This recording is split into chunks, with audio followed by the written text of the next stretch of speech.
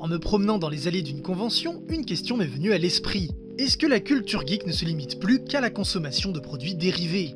J'ai l'impression que les conventions ne sont plus que des centres commerciaux pour fans impulsifs, prêts à dépenser des sommes toujours plus grosses pour des produits dérivés à l'effigie de leur licence préférée. Ne vous méprenez pas, je fais partie de ceux qui aiment acheter des goodies, que ce soit des t-shirts, des figurines ou je ne sais quoi d'autre, je veux dire, regardez mon décor. Je ne vise pas particulièrement de conventions non plus, c'est surtout un constat de ma part. Les espaces de vente sont généralement bien plus bondés que les allées des créateurs ou des animations prévues par ces mêmes conventions. Tout comme je ne leur reproche pas de nous vendre ces produits dérivés. C'est simplement la loi de l'offre et de la demande qui régit notre société. Et de tels événements nécessitent bien évidemment des rentrées d'argent, en partie permises grâce aux boutiques de goodies. Bien sûr, tout le monde a sa part de responsabilité. Les conventions et les boutiques certes, mais surtout les ayants droit qui décident de créer toujours plus de produits dérivés, et encore plus nous qui les consommons de plus en plus. Encore une fois, la loi de l'offre et de la demande. Si on arrêtait d'acheter, plus de demandes, donc plus d'offres. En tant que fan, on ne s'en rend pas forcément compte, mais la culture geek est à la mode. J'appelle culture geek la culture populaire, c'est-à-dire celle issue du cinéma, des séries, de la télévision, des bandes dessinées, de la musique et même plus largement des nouvelles technologies. Je ne sais pas si geek est le terme exact, mais je trouve qu'il est suffisamment évocateur pour que vous compreniez de quoi je parle. Certains le trouvent péjoratif, il l'a été, mais pour moi le terme geek désigne avant tout une personne passionnée par un ou plusieurs aspects de cette culture populaire. Bref, la culture geek est à la mode.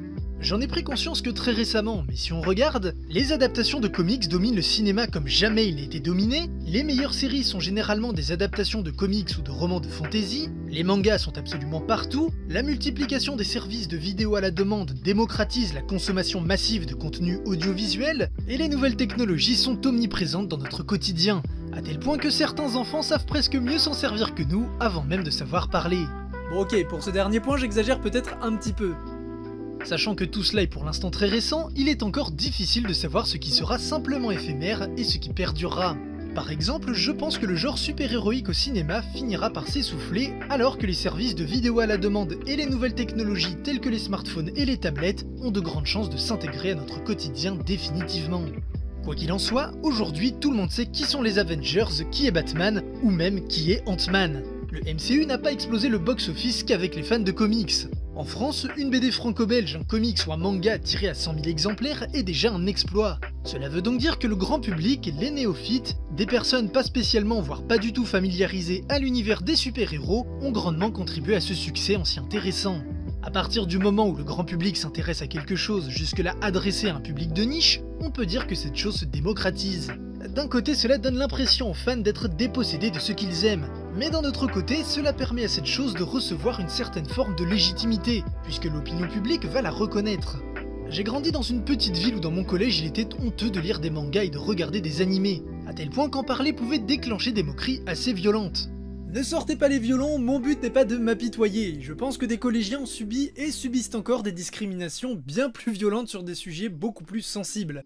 En revanche, je veux vous montrer que si dès le collège des passionnés sont moqués pour ce qu'ils aiment, ils auront peut-être beaucoup plus tendance à renoncer à leur passion pour s'intégrer, et que donc cette passion va galérer pour être reconnue et respectée. C'est exactement ce qui est arrivé aux gamers dans les années 80-90, stigmatisés à cause de toutes les images négatives associées aux jeux vidéo. Pour avoir discuté avec plusieurs d'entre vous en convention, je pense que ce n'est maintenant plus le cas. Lire des mangas et regarder des animés est désormais quelque chose de banal, aussi bien pour les jeunes que pour les adultes.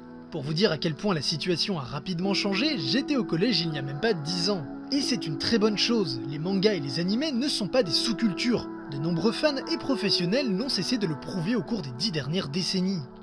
Seulement, l'intérêt du public s'accompagne généralement de l'intérêt des commerciaux. Car qui dit grand public dit consommateur potentiel. Et avec la culture geek, les ayants droit ne s'y sont pas trompés. La culture populaire est probablement l'une des plus propices à la création de produits dérivés et à la consommation de masse. Car en plus du grand public qui la consomme comme divertissement du moment, les fans, les geeks, sont généralement des collectionneurs dans l'âme. Donc, des consommateurs réguliers voire impulsifs, prêts à dépenser de grosses, très grosses sommes d'argent quand cela leur est possible. Bien entendu, il ne faut pas généraliser, et mon but n'est pas non plus d'émettre un quelconque jugement. Je parle simplement avec ma propre expérience, il est parfois difficile de résister devant une vitrine remplie de figurines. Et le pire, c'est que ça marche. Le succès des Funko Pop est pour moi l'un des meilleurs exemples de cette frénésie de consommation qui favorise la quantité à la qualité et qui prend les fans pour des vaches à lait en profitant de leur passion. Mais il ne faut pas se fourvoyer. Le succès des animés, des super-héros ou encore des comics pourrait s'arrêter aussi vite qu'il est apparu, comme n'importe quelle mode. À ce moment-là, les producteurs s'en désintéresseront et cette culture ou certains de ses aspects tomberont en désuétude et deviendra ringarde. Alors peut-être que cela n'arrivera pas, et je l'espère, mais la situation actuelle ne me permet pas d'être optimiste. La surexposition à cette culture, comme avec le MCU ou Star Wars par exemple, va nécessairement finir par conduire à une overdose et un ras-le-bol qui eux-mêmes conduiront à un désintérêt de la part du public. Et malheureusement, la seule fidélité des fans permet rarement d'inverser cela. Ce qui me fait le plus mal, c'est que j'ai l'impression qu'on accepte tous plus ou moins cette situation sans vraiment essayer de changer les choses. Alors que pourtant les geeks, en plus d'être des passionnés, sont pour moi des personnes qui cherchent à comprendre le pourquoi du comment. Ce n'est pas pour rien que le terme est très connoté aux sciences et à l'informatique. À la base, geek et nerd étaient quasiment des synonymes lorsque l'informatique a fait son apparition. Avec le temps, cela englobait d'autres choses. Mais pour moi, les geeks sont restés des personnes qui cherchent à comprendre, des personnes curieuses, des rêveurs qui se donnent les moyens de faire en sorte que leur rêve n'en soit plus, des personnes qui savent à quel point ce qu'ils aiment mérite d'être reconnus et respectés pour ce qu'ils sont et non pour l'argent qu'ils peuvent générer. C'est probablement un cliché, mais je l'aime bien, car c'est finalement une idée positive que l'on peut se faire d'un geek. Consommer toujours plus n'est qu'un moyen de profiter de cette popularité sur le court terme, alors que mettre en avant la culture elle-même est le moyen de laisser une trace sur le long terme, de faire en sorte que cette culture populaire et les arts qui la composent deviennent la culture, des arts à part entière aussi respectés que n'importe quelle autre forme d'art telle que la littérature et la peinture. J'ai vraiment eu beaucoup de mal à écrire cette vidéo, puisque j'ai l'impression de me placer en tant que moralisateur, de juger, voire carrément de cracher dans la soupe, sauf que ce n'est pas le but. Je me pose simplement beaucoup de questions sur le sujet et j'avais envie de pouvoir les partager avec vous. Je m'interroge beaucoup sur la façon dont est actuellement traitée la culture que j'aime, la culture qui a bercé mon enfance et surtout celle que j'essaie de partager au travers de mes vidéos. Je veux avant tout permettre de créer un débat sur le sujet grâce à cette vidéo.